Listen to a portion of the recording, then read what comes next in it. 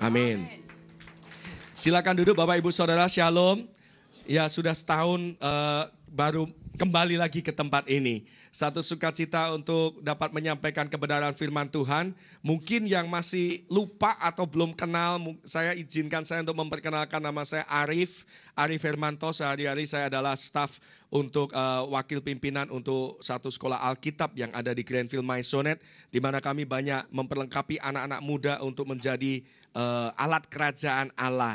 Kita mentransformasikan anak-anak yang mungkin gak sempat lulus SMA, ada yang dulunya pencuri, ada yang dulunya pembunuh, ada yang dulunya benar-benar seperti itu yang kita hadapi. Tetapi ketika mereka encounter dengan God's truth, ketika mereka berjumpa dengan kebenaran Allah, mereka mengalami kasih Tuhan, maka hidup mereka berubah. Bahwa orang yang mengalami kasih Tuhan, hidupnya pasti berubah. Dan mereka menjadi berkat. Ada yang masuk ke koran karena mereka menjangkau anak-anak jalanan juga. Ada yang sempat diliput TVRI karena mereka juga mulai menjadi saksi di masyarakat. Nah, itu yang saya lakukan sehari-hari di Victory Bible Institute. Pada pagi hari ini saya akan membawakan satu firman yang menjadi sungguh-sungguh remah dalam kehidupan saya. Dan ini adalah sebuah kesaksian bagaimana Tuhan setia dalam kehidupan saya. Dan saya percaya Tuhan juga setia dalam kehidupan setiap kita. Yang percaya katakan amin. Tahun ini kita berbicara mengenai tahun multiplikasi, tahun kesempatan, tahun jendela opportunity, yaitu jendela kesempatan yang Tuhan berikan. Dan hari ini akan mengkonfirmasikan bagi saudara yang menantikan jawaban Tuhan. Mungkin engkau sedang menantikan jawaban doa. Sudah lama Tuhan. Atau mungkin Tuhan kok gak selesai-selesai masalah. Atau Tuhan kok keadaan saya tetap sama. Hari ini saya akan membagikan satu firman Tuhan, kalau saya boleh memberikan judul, ini berbicara mengenai recovering what you have lost, yaitu memulihkan apa yang sudah terhilang. Memulihkan apa yang sudah terhilang. Maksudnya terhilang apa? Pencuri datang, tugas pencuri itu siapa? Si iblis. Di dalam Yohanes 10 ayat 10 dikatakan pencuri datang untuk mencuri, membunuh, dan membinasakan. Gak ada kerjaan lain. Iblis juga tetap sama dahulu, sekarang sampai selama-lamanya. Tugasnya adalah mencuri damai kita untuk membunuh kita, membunuh orang-orang yang kita kasihi dengan penyakit, dengan kecelakaan, dengan malapetaka, dan membinasakan. Maksudnya membinasakan apa? Untuk membinasakan, mencuri jiwa mereka yang belum percaya Yesus, jangan sampai ketemu Yesus. Yaitu supaya binasa, kekal selama-lamanya, terpisah dari hadirat Allah. Itu tugas pencuri. Tetapi Tuhan juga berkata berikutnya, aku datang kata Yesus untuk apa? Memberikan hidup dan hidup dalam segala kelimpahan. Nah, ini yang harus kita ingat, bahwa Tuhan Yesus adalah Tuhan yang memberi, bukan yang mengambil. Kita jangan ngomong Tuhan kenapa engkau ambil loh. Tuhan enggak ambil. Kalau yang sifatnya mengambil, bukan Tuhan. Yang sifatnya mencuri, bukan Tuhan. Yang sifatnya mencelakakan, bukan Tuhan. Jangan kita ngomong Tuhan, oh terima kasih kaki saya patah untuk diberikan pelajaran. Tuhan gak memberikan pelajaran dengan mematahkan kaki kita. Ya kan? Ya mungkin karena kita ceroboh. Atau memang si iblis yang mencoba untuk mencuri dan menghilangkan damai kita. Mari kita membaca di dalam 1 Samuel 30. Bagaimana kita melihat sebuah pergumulan seseorang yang kehilangan segalanya. Dan Tuhan pulihkan dalam waktu seketika. Di dalam 1 Samuel 30 saya akan membacakan mulai dari ayat yang pertama sampai ayat yang ke-8. 1 Samuel 30 ayat yang pertama, yang sudah mendapatkan katakan amin. Ziklag terbakar, pembalasan Daud kepada orang Amalek. Demikianlah firman Tuhan. Ketika Daud serta orang-orangnya sampai ke Ziklag, pada hari yang ketiga, orang Amalek telah menyerbu tanah Negeb dan Ziklag. Ziklag telah dikalahkan oleh mereka dan dibakar habis. Perempuan-perempuan dan semua orang yang ada di sana, tua dan muda, telah ditawan mereka dengan tidak membunuh seorang pun. Mereka menggiring sekaliannya kemudian meneruskan perjalanannya. Ketika Daud dan orang-orangnya sampai ke kota itu, tampaklah kota itu terbakar habis dan istri mereka serta anak mereka yang laki-laki dan perempuan telah ditawan. Lalu menangislah Daud dan rakyat yang bersama-sama dengan dia itu dengan nyaring sampai mereka tidak kuat lagi menangis. Juga kedua istri Daud ditawan, yakni Ahinoam perempuan Yisrael dan Abigail bekas istri Nabal orang Karmel itu. Dan Daud sangat terjepit. Garis bawahi, Daud sangat terjepit karena rakyat hendak melempari dia dengan batu. Seluruh rakyat itu telah pedih hati masing-masing karena anaknya laki-laki dan perempuan. Tetapi Daud menguatkan kepercayaannya kepada Tuhan Allahnya. Lalu Daud memberi perintah kepada Imam Abiatar bin Ahimelek, bawalah efod itu kepadaku. Maka Abiatar membawa efod itu kepada Daud. Ayat yang ke-8. Kemudian bertanyalah Daud kepada Tuhan, katanya, haruskah aku mengejar gerombolan itu? Akan dapatkah mereka kususul? Dan ia berfirman kepadanya, kejarlah, sebab sesungguhnya engkau akan dapat menyusul mereka dan melepaskan para tawanan. Demikianlah firman Tuhan. Latar belakang di dalam perikop ini berbicara mengenai kehidupan siapa? Raja Daud. Dan saya percaya ini adalah salah satu masa di mana Raja Daud mengalami krisis yang terhebat dalam kehidupannya. Krisis yang terhebat bukan waktu dia melawan Goliat, karena saat itu dia menang. Dia adalah pahlawan Allah. Dia dipuja-puji, dia disanjung, dia diangkat, diurapi menjadi raja. Tetapi apa yang terjadi? Dia dibenci oleh Raja Saul. Dia dikejar. Bukan cuma dikejar, mau ditangkap ya. Dia mau dibunuh. Dia mau dikejar dan ditangkap dan dibunuh. Sehingga dia harus lari. Kalau Bapak Ibu membaca pasal-pasal sebelumnya, pasal 26, 27, 28, 29, maka itu berbicara bagaimana Daud melarikan diri dari Saul. Tidak aman lagi untuk tinggal di Israel. Kenapa?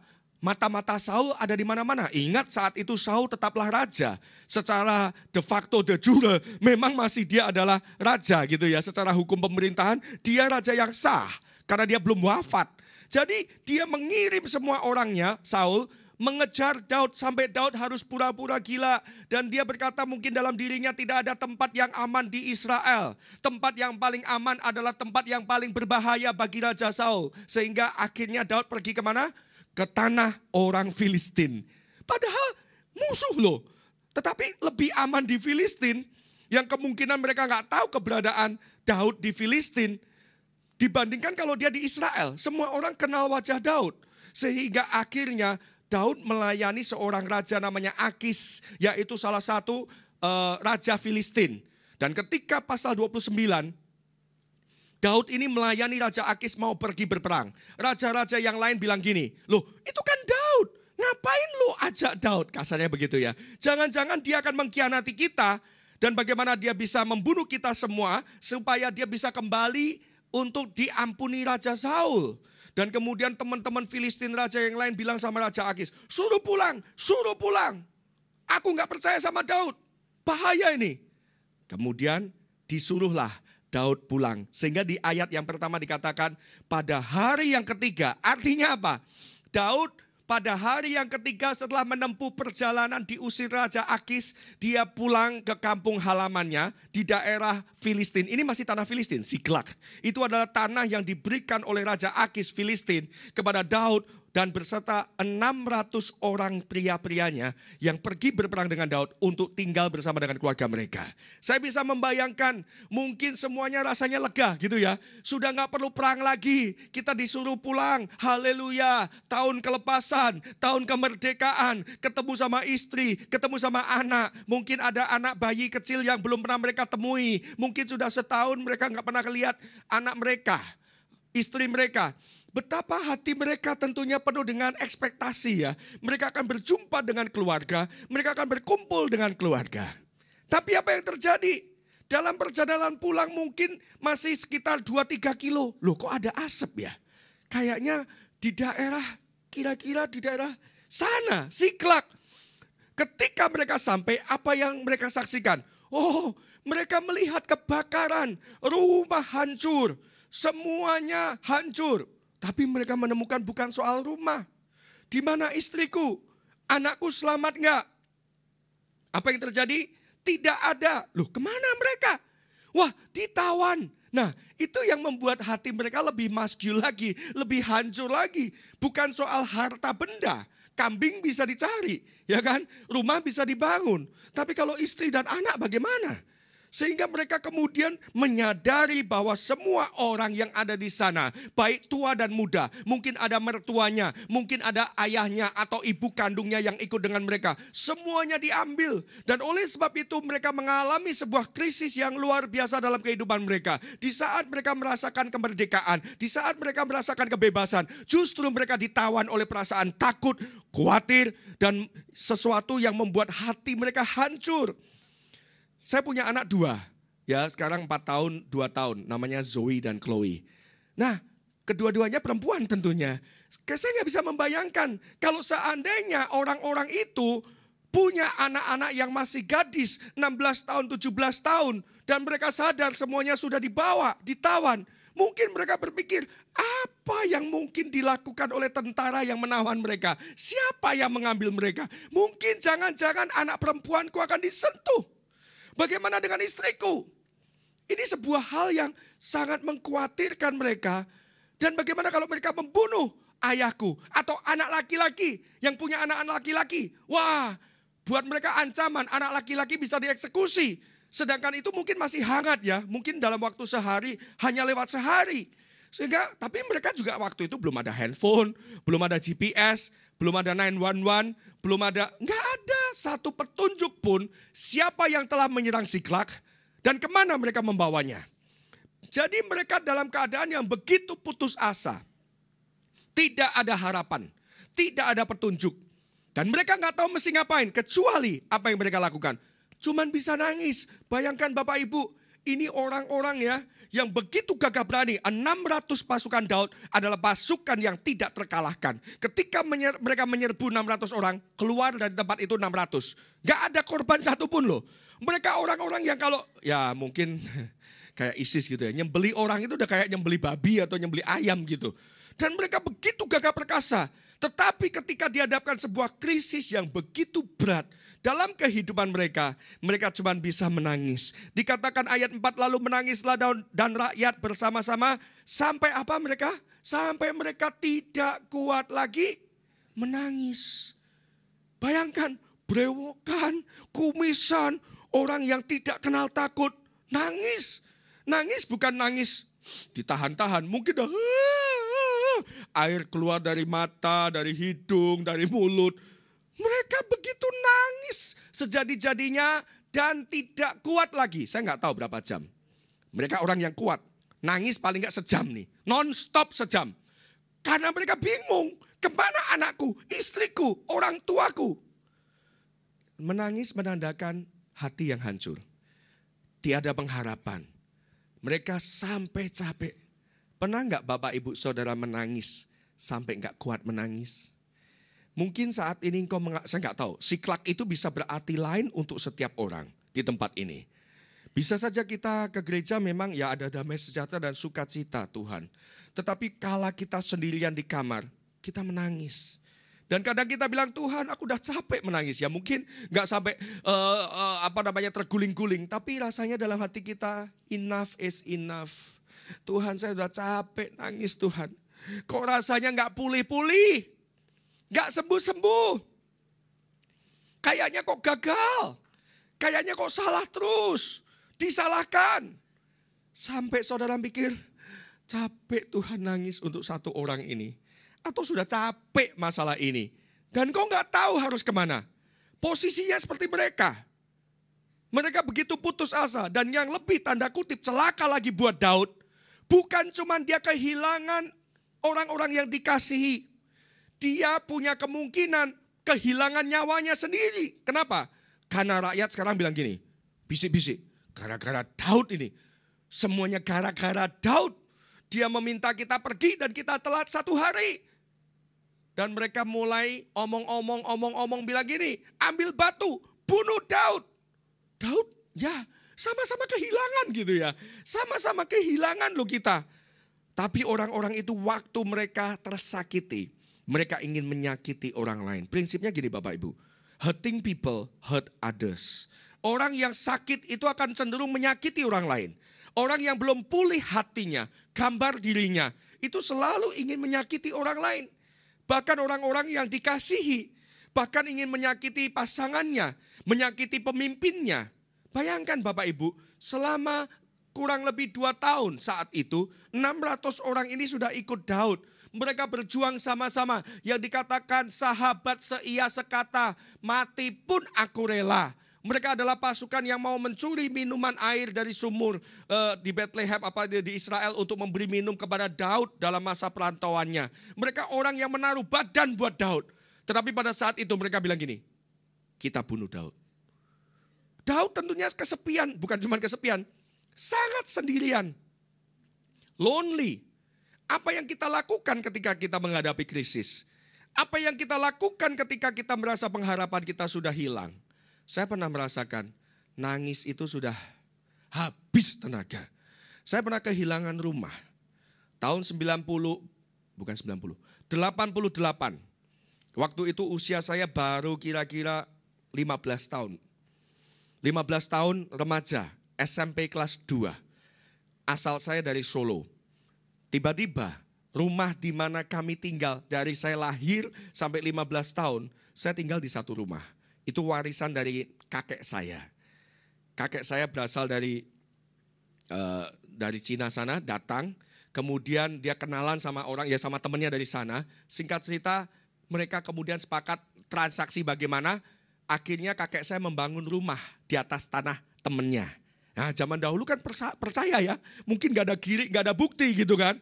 Dan kakek saya memang cukup berhasil waktu itu, sebagai pedagang dan sebagainya. Jadi nggak ada tanda-tanda kekurangan, pasti itu tanah keluarga kami. Tetapi karena kami tidak memiliki sertifikat, akhirnya ketika saya usia 12 tahun itu mulai diperkarakan. Sampai 13 tahun, 14 tahun, umur 15 tahun tiba-tiba kami dieksekusi dan dikatakan oleh pengadilan ini tanah milik mereka. Jadi anaknya temannya kakek saya, jadi cucu atau anak dari pihak yang lain. Dan mereka mengklaim itu tanah kami. Dan keluarga kami waktu itu tidak punya, ya maksudnya tidak punya banyak uang untuk mempertahankan semuanya. Kami diusir. Tanpa 1 sen pun, 1 rupiah ya. Tanpa 1 rupiah pun kami diminta keluar dari rumah kami. Dan waktu itu papa saya nggak terima ya. Dan dia mencoba mempertahankan selama 1 bulan dia tinggal di emperan rumah kami. Itu sudah disegel pengadilan, barang-barang dipindahin dan kami nggak. Waktu itu papa saya bilang biarin semua kota Solo tahu, barang-barang dikeluarin, semua lemari dikeluarin, rongsokan lemari semua dikeluarin di tepi jalan. Selama 1 bulan nggak dipindahin. Dan ketika itu kami nangis sekeluarga. Saya rasa itu adalah salah satu krisis terburuk dalam kehidupan keluarga kami. Semua nangis, kami mau pindah kemana? Teman-teman sekolah saya begitu malu masuk ke sekolah. Kenapa? Orang-orang tanya, lu kenapa? Kenapa rumahmu kok kayaknya amburadul berantakan semuanya dan aku datang ke rumahmu, kamu gak ada. Zaman dahulu kan bukan kayak BBM, Facebook, internet belum ada. Handphone juga saya gak punya. Telepon rumah aja gak punya. Selama 15 tahun saya gak punya telepon rumah. Jadi teman-teman saya mau nyariin saya gak ada. Kamu kemana, kamu kemana? Semua tanya-tanya, Arif di mana? Baru ketika saya ke sekolah, kamu di mana? Pindah. Itu ada perasaan malu, marah, kecewa, tidak terima. Kami harus ngungsi ke rumah nenek dari mama saya. 1 kamar. Saya ingat karena kami 6 bersaudara. Cuman yang 4 ada di Solo. Jadi berenam dengan papa mama kami dan 4 anak tinggal di sepetak ruangan. Kami tinggal di sana karena gak punya rumah. Numpang.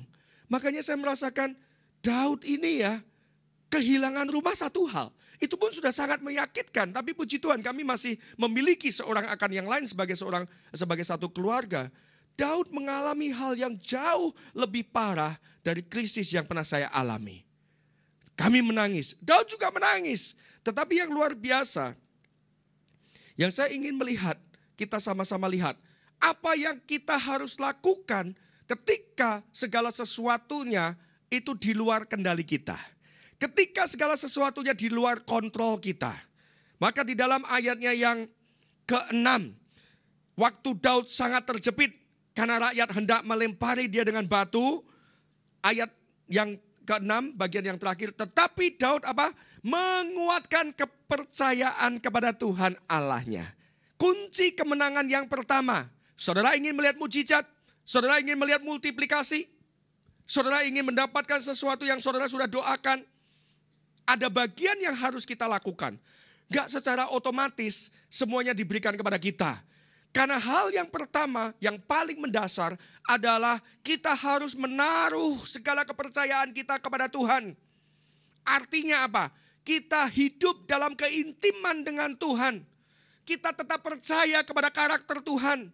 Kita tetap mengandalkan firman-Nya. Kita tetap berdoa membangun hubungan yang intim dengan Tuhan. Setiap hari kita mengalami kasih Tuhan. Kita mendapatkan kekuatan yang baru. Jadi langkah awal dari terobosan itu, langkah awal pemulihan selalu kita dikembalikan kepada hubungan kepada Tuhan. Jangan khawatir, kata Tuhan. Percaya kepadaku. Ya Tuhan, tapi dah lama. Enggak. Kita harus tetap kembali kepada Tuhan. Kita mesti tetap percaya Dia adalah Bapa yang baik. Seperti di awal saya sudah katakan, Dia adalah Bapa yang baik. Tidak ada niat jahat sekalipun dalam benak Allah, di dalam hati Tuhan Yesus untuk mencelakakan kita. Gak usah angkat tangan. Berapa banyak yang punya anak, yang sudah menikah dan punya anak gitu ya. Ya angkat tangan gak apa-apa ya. Yang punya anak, saya mau tanya sama Bapak Ibu Saudara. Yang sudah punya anak, pernah gak sekali dalam kehidupan Bapak Ibu Saudara ingin mencelakakan anak Bapak Ibu Saudara? Pernah enggak kita mau ngajar anak kita nyebrang misalnya di Mangga 2 sini? Untuk melatih anak kita, kita bilang gini dalam hati kita. Saya mau biarkan dia jalan sendiri. Mencari pengalaman kan? Dikasih di tepi jalan. Zoe, jalan. Ayo coba jalan. Begitu keserempet bajai, tuh belajar ya, keserempet ya. Jalan lagi sampai lulus. Dung, ketabrak motor. Ayo bangun. Jalan lagi. Ada nggak yang melatih anaknya begitu? Kalau ada kita perlu konseling Pak. Atau anak mau berenang. Dilempar. Jebul. Ayo berjuang. Berjuang. Jangan takut. Papa di sini. Ada yang begitu? Ayo terus. Beriman. Kan enggak kan? Bapak mana yang demikian? Masa Tuhan mencemplungkan kita di sebuah keadaan blok. Berjuang ya. Sikat. Kan enggak. Meskipun aku berjalan di dalam lembah kekelaman. Kata Daud juga loh ya. Mazmur 23. Aku tidak takut bahaya. Nah Bapak Ibu jangan salah menginterpretasikan ayat 23. Pertama kan dikatakan dia adalah gembala yang baik. Betul enggak? Di dalam Yohanes 10 juga dia adalah gembala yang baik juga. Kemudian kan dia membaringkan aku. Dia menuntun aku ke air yang tenang. Betul kan? Itu tugas Tuhan. Tapi kadang-kadang kita nakal. Kita menyimpang di jalan Tuhan. Dan ketika meskipun aku berjalan. Nah saya mau tanya. Ayat itu kalau meskipun aku berjalan dalam lembah kekelaman. Emang Tuhan yang tuntun? Kan katanya sudah aku. Ketika aku berjalan dalam lembah kekelaman. Padahal Tuhan bilang, Rif ke kiri ya. Dituntun ke air yang tenang. Tapi bilang, enggak Tuhan. Gua mau coba sendiri. Nah kadang-kadang ini yang sering kali terjadi. Ya, yang ngeyel siapa? Kemudian kita melangkah di dalam lembah kekelaman. Bukan Tuhan menuntun dalam lembah kekelaman. Gak ada orang tua manapun yang menuntun anaknya dalam lembah kekelaman. Gak ada. Yang ada adalah kita yang ngeyel. Tuhan aku maunya begini kok. Dan ketika meskipun kita salah langkah. Meskipun kita berjalan dalam lembah kekelaman. Tetapi Tuhan tidak pernah meninggalkan kita. Meskipun anak kita gak disuruh nyebrang, dia nyebrang. Kan gak mungkin Tuhan diam aja atau kita sebagai orang tua. Rasain lo ya, sampai ketabrak busway juga, rasain. Kan gak begitu. Meskipun dia berjalan dalam lembah kekelaman, dikejar. Kita selamatkan, kita bawa kembali ke tepi. Betul gak? Itu Tuhan kita. Waktu kita intim dengan Tuhan, kita mengetahui hati Tuhan. Ketika kita membangun hubungan bersama dengan firman-Nya, merenungkan firman-Nya. Makanya sebetulnya kita diperintahkan merenungkan firman, bukan baca firman.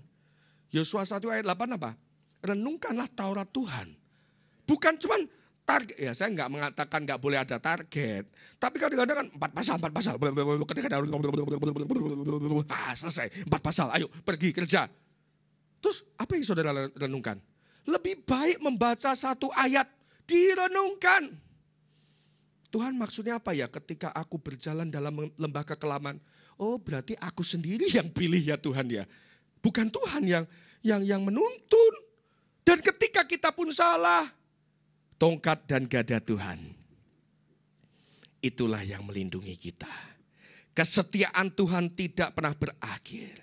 Kasih Tuhan itu melampaui segala akal kita.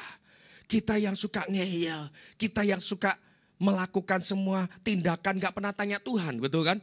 Kita jalan dulu baru nanya Tuhan. Kita jalan dulu minta Tuhan berkati. Padahal apakah itu jalan Tuhan? Mari kita kembali kepada kasih mula-mula kepada Tuhan. Kalaupun engkau ingin melihat satu terobosan dalam hidupmu, terobosan yang terbesar adalah hubunganmu dengan Bapa Surgawi. Terobosanmu yang paling besar adalah keintimanmu dengan Tuhan. Ketika engkau dekat sama Tuhan, meskipun segala bentuk keadaan gonjang-ganjing, engkau tetap percaya kepada Tuhan. Berapa banyak yang sampai hari ini engkau masih pegang janji Tuhan? Berapa banyak yang boleh dibilang awal tahun hampir satu triwulan ini engkau tetap percaya kepada Tuhan? Atau mungkin kau sudah menjadi tawar hati dan kau menjadi pesimis. Pesimis bukan kepada keadaanmu saja. Ya, ke gereja juga enggak ada apa-apanya. Nah, itu hati-hati. Ya, mau cool-cool juga kayaknya belum. Bukan gitu. Justru saat ini kita cari wajah Tuhan. Kita mencari wajah Tuhan dengan segenap hati kita. Bukan mencari berkatnya. Kalau kita ikut Tuhan karena sesuatu, berarti kita sedang mengikuti sesuatu itu, bukan Tuhan. Ketika kita melayani Tuhan untuk sesuatu, berarti kita sedang melayani sesuatu itu, bukan melayani Tuhan.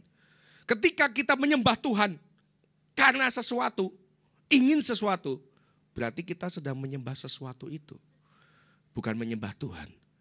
Yang saya katakan di sini, tetap percaya kepada Tuhan, tetap yakin kepada janjinya. Ini kualitas Daud yang jarang dimiliki oleh kebanyakan orang.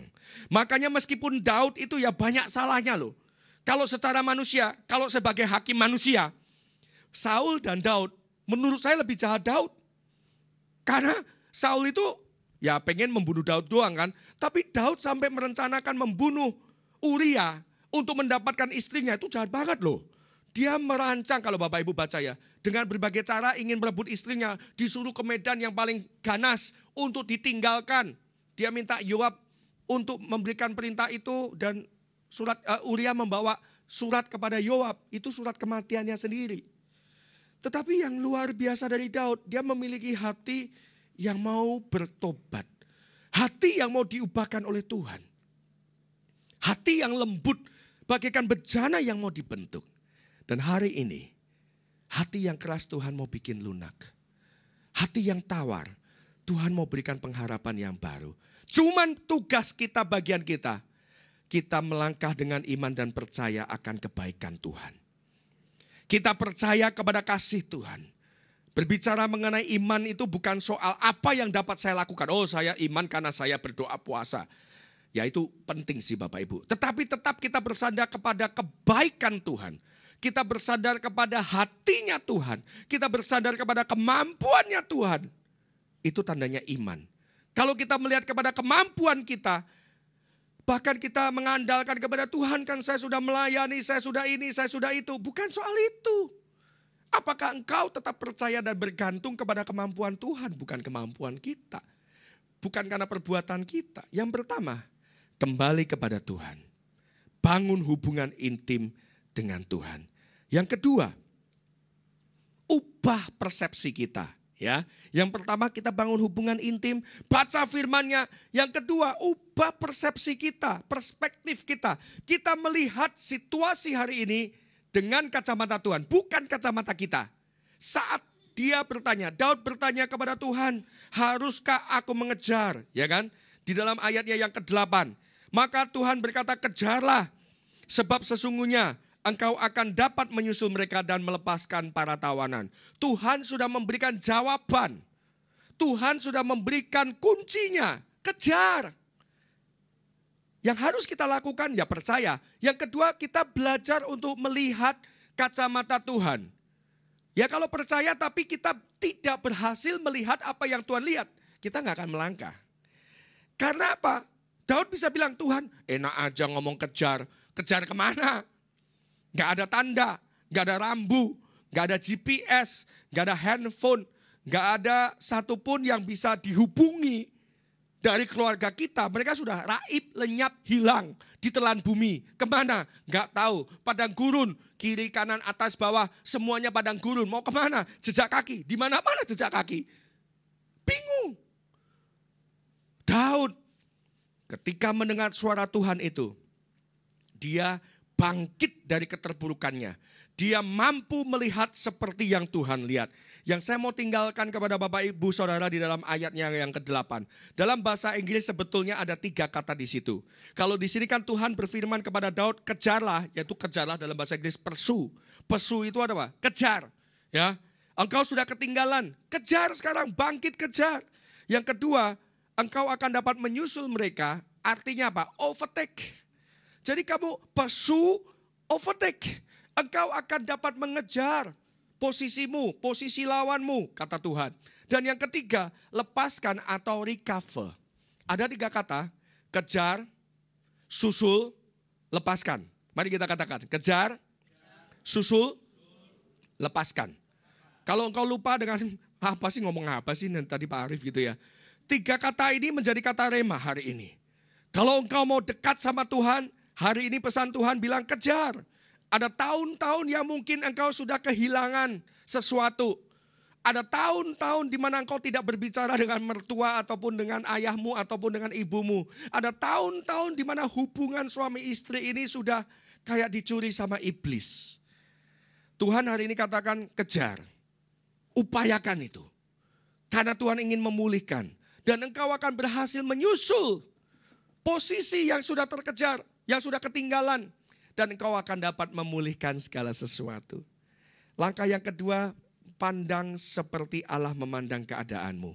Kalau Yesus ada dalam situasimu, apakah Tuhan Yesus bilang, oh my God. Apa Tuhan Yesus juga percaya, jangan takut, jangan khawatir. Setiap kali Allah menampakkan diri kepada umatnya, kata yang pertama adalah, jangan khawatir, jangan takut. Dan biarlah kita memandang situasi kita dengan kacamata Tuhan. Dan yang ketiga, kita harus melangkah dengan iman.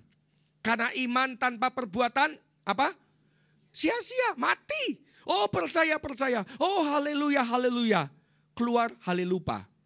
Tuhan sudah bilang ampuni. Oh ya Tuhan, aku mau ampuni. Aku percaya. Ya, dasar dari pemulihan ini adalah mengampuni Tuhan. Tapi begitu keluar, nggak mau.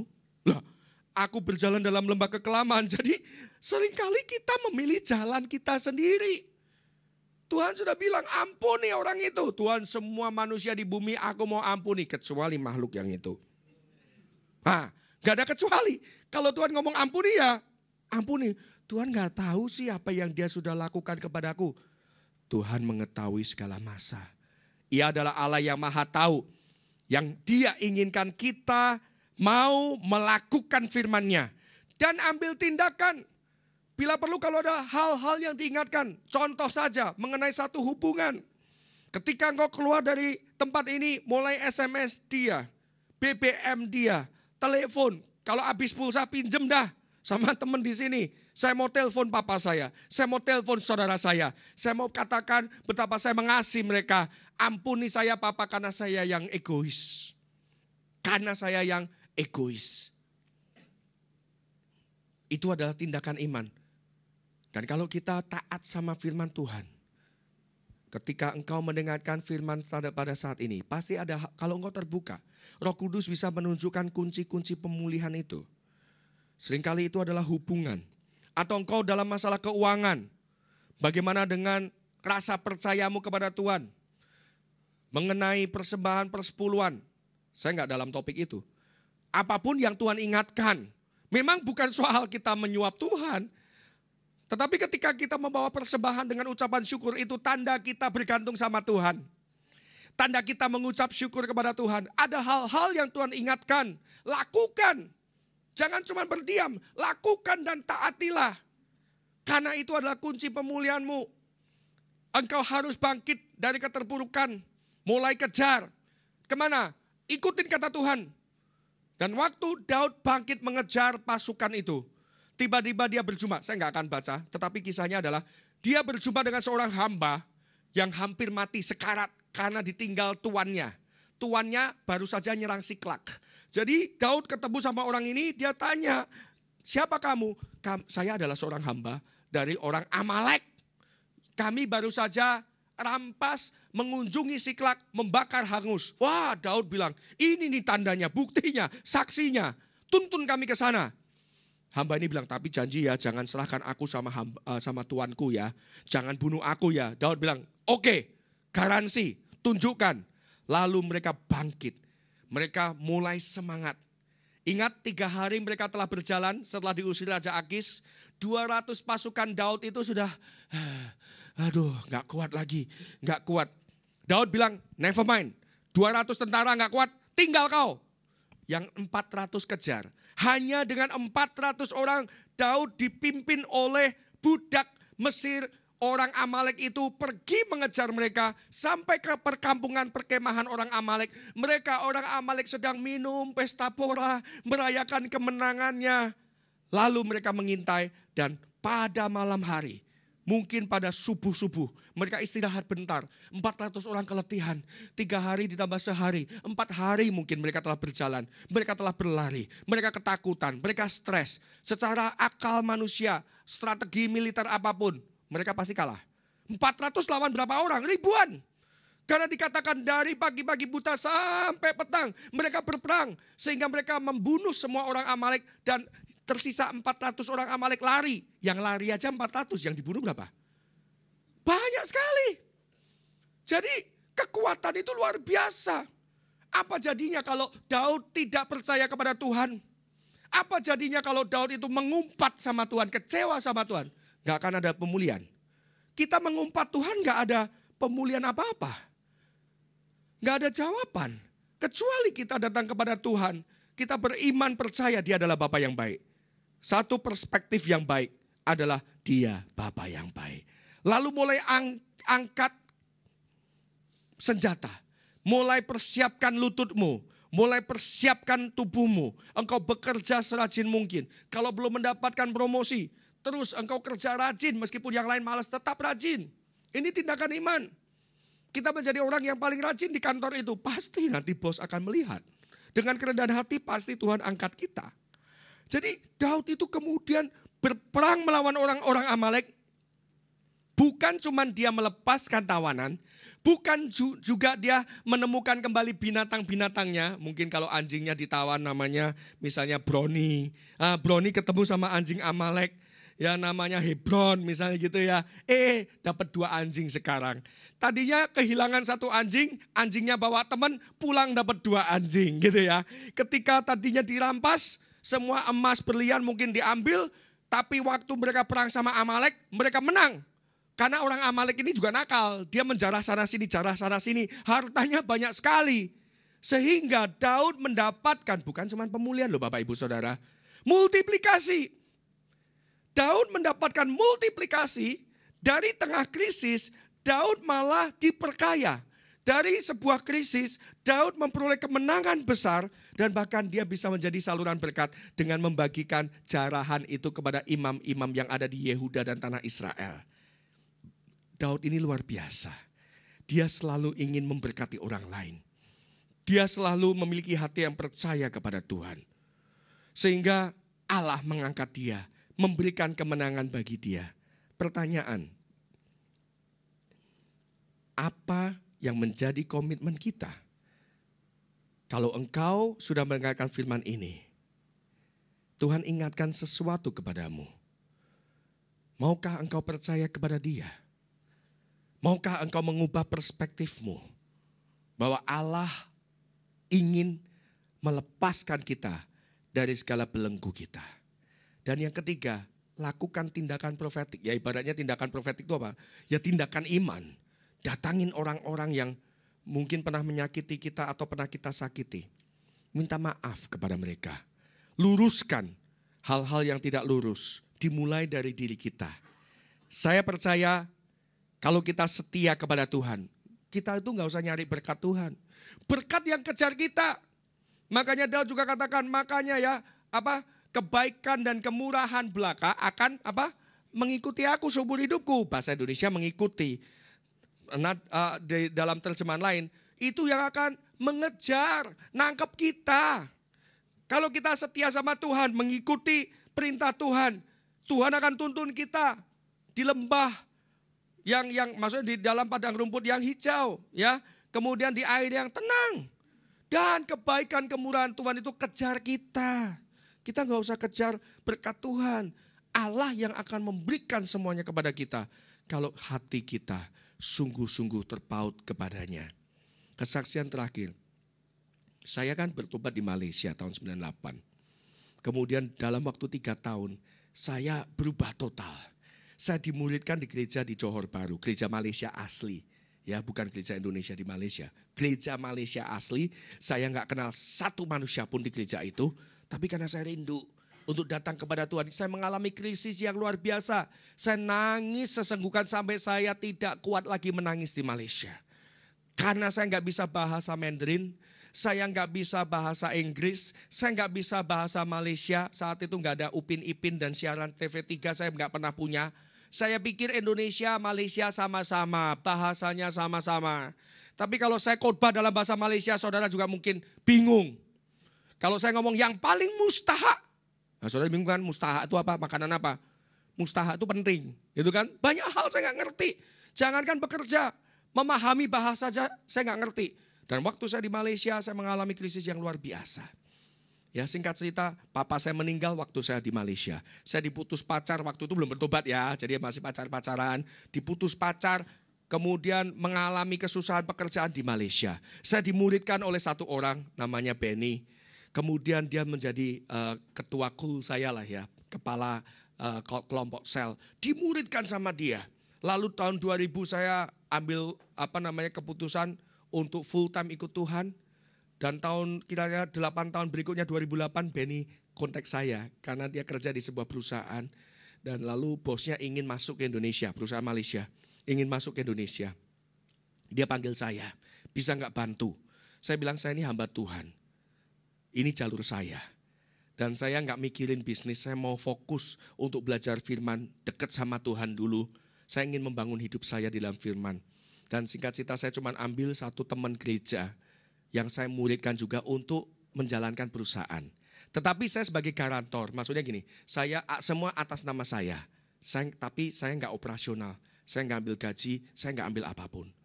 Selama 5 tahun terakhir lah ya, sudah berjalan perusahaan ini. Lalu 2 minggu yang lalu, saya mendapatkan kabar. Ternyata perusahaan yang di Malaysia sudah diambil alih sama orang lain. Jadi pemilik yang lama, Benny kan masih kerja sebagai orang kepercayaan bos sebelumnya, teman saya itu. Bosnya resign, mengundurkan diri dan dijual semua perusahaannya. Sehingga orang baru, pemilik baru.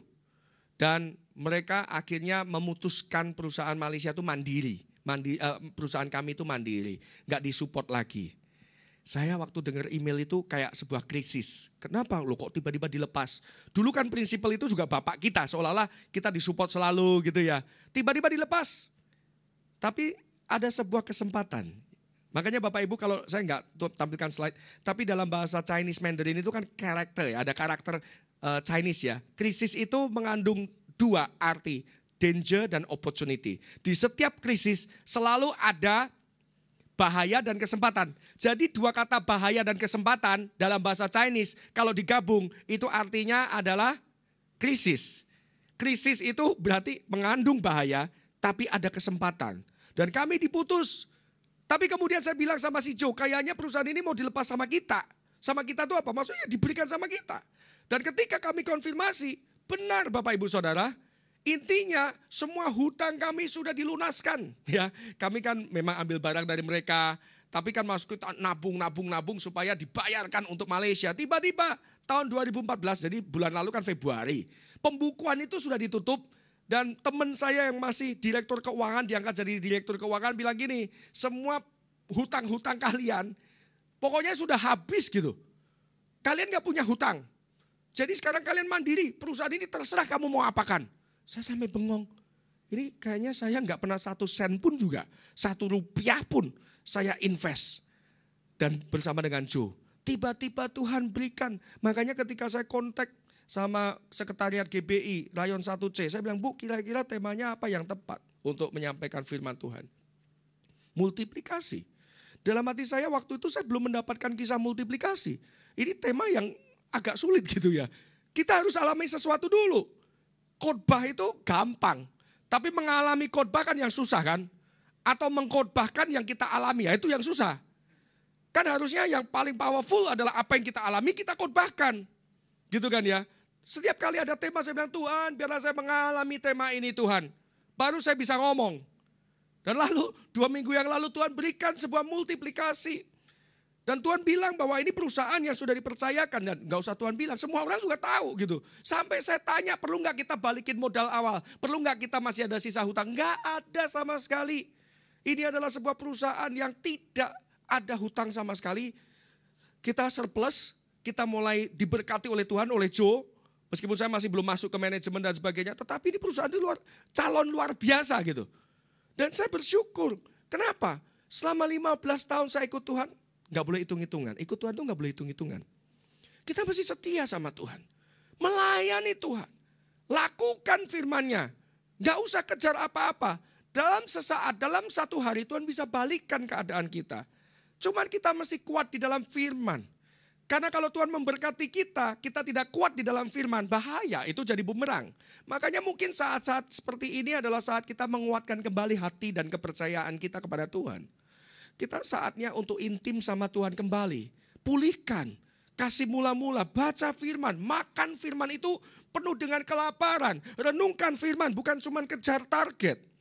Lalu paradigma kita akan mulai diubahkan. Saat firman yang masuk, bukan berita. Ya, nyalain berita, kekhawatiran semua. Baca firman dulu, ini adalah dasarnya. Mau pakai Holy Bible, Holy iPad, Holy Smartphone, terserah. Baca firman di mana-mana.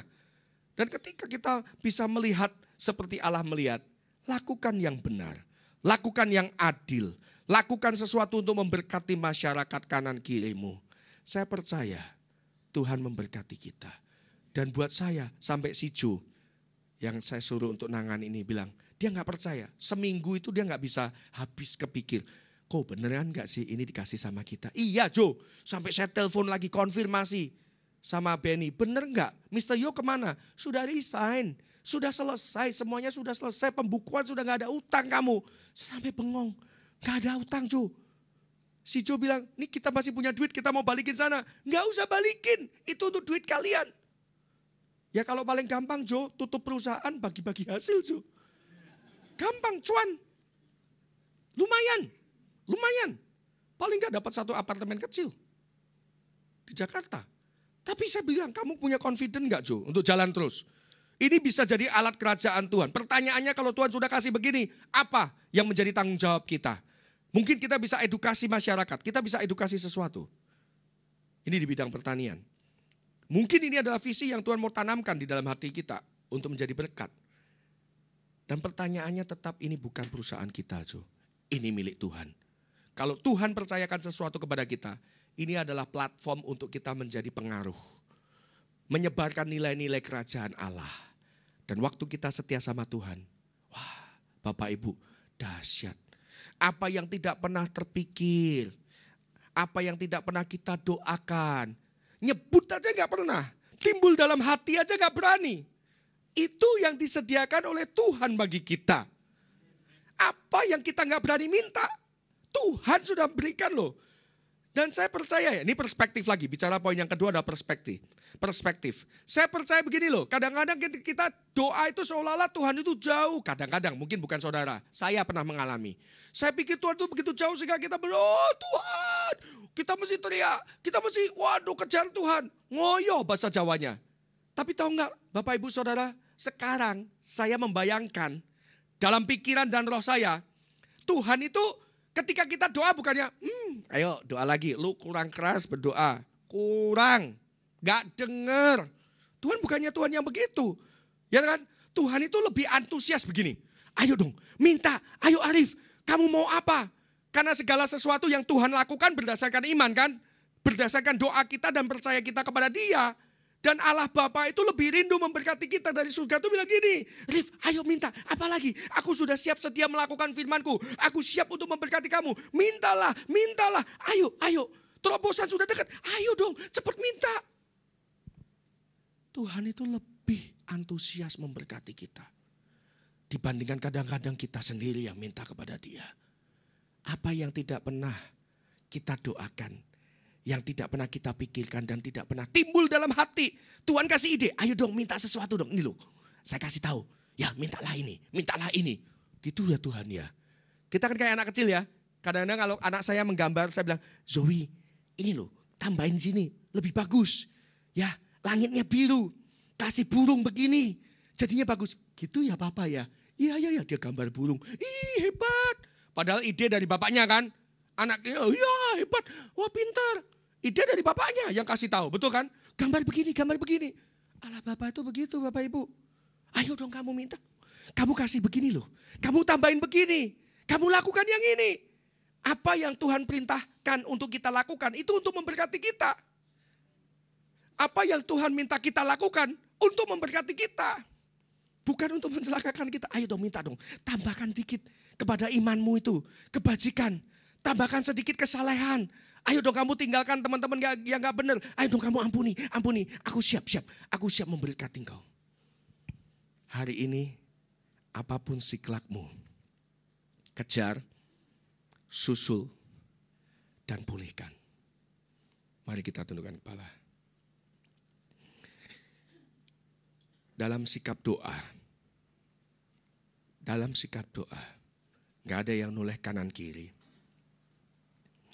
Setelah engkau mendengarkan firman tentang Daud dan Siklak ini, dan bagaimana Allah memulihkan mereka. Bukan cuma memulihkan, memberkati mereka lewat krisis yang ada. Apakah engkau mau percaya kepada Tuhan?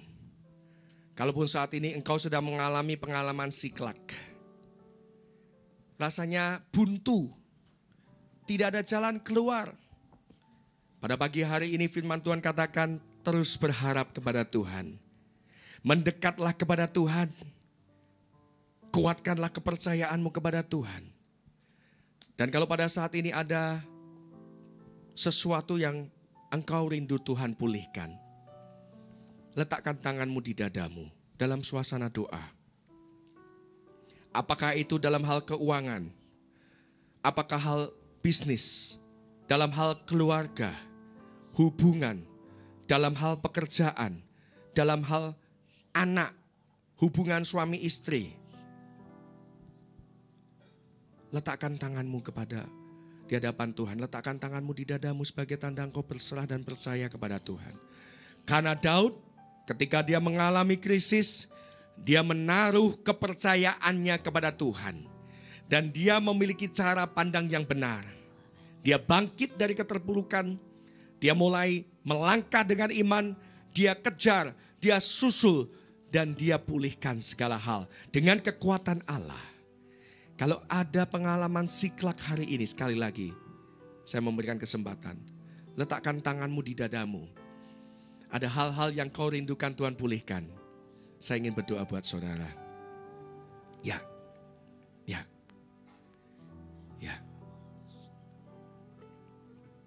Mari kita berdoa. Bapa, engkau melihat tangan-tangan yang diletakkan di dada mereka.